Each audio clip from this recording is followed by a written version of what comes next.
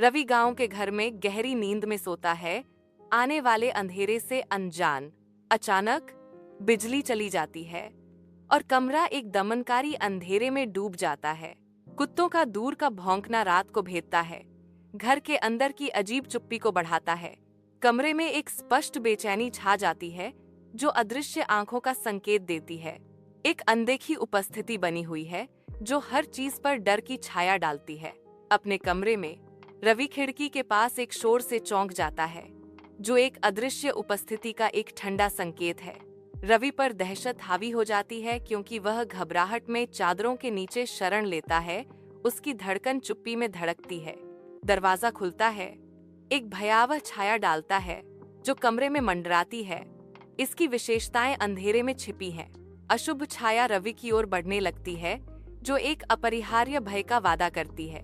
रवि के कमरे की धुंधली रोशनी में शैडो रवि से एक तीखा सवाल करता है, तुम ही तो हो जिसने पुराने कुएं से पत्थर हटाए थे, है ना?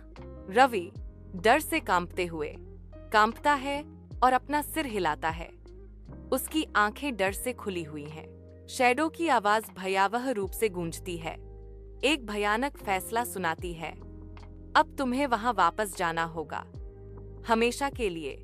रवि का आतंक गहराता है क्योंकि शैडो के शब्द उसके मन में उतरते हैं जो अनंत भय के वादे के साथ उसके भाग्य को सील कर देते हैं।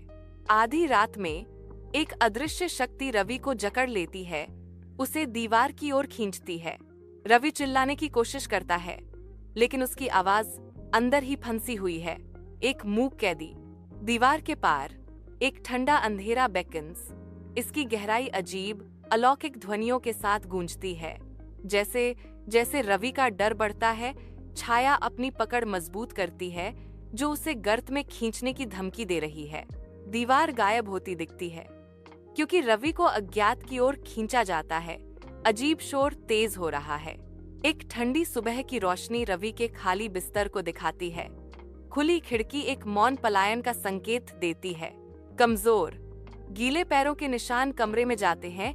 एक भूतिया निशान लकड़ी के फर्श में गायब हो जाता है। रवि के दादा दादी व्यर्थ खोज करते हैं। उनकी निराशा भरी चीखें गूंजते घर में अनसुनी रह जाती हैं।